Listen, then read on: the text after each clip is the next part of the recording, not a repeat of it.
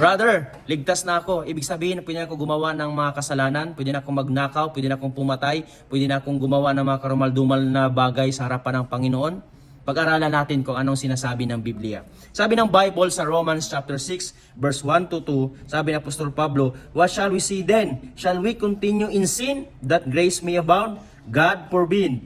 How shall we, that are dead to sin, live any longer therein?" At sabi din sa verse 12, "Let not sin therefore reign in your mortal body, that you should obey it in the lust thereof." So ibig sabihin, sinabi ni Apostol Pablo sa mga Kristiyano dito sa Roma na hindi dapat magpatuloy o hindi dapat tayo manatili sa kasalanan sapagkat tayo ay ligtas na at tayo ay nanampalataya na kay Kristo. Tayo na ay nasa Panginoon Kristo. At sabi din ng Bible sa 2 Corinthians chapter 5 verse 17, "Therefore, if any man be in Christ, he is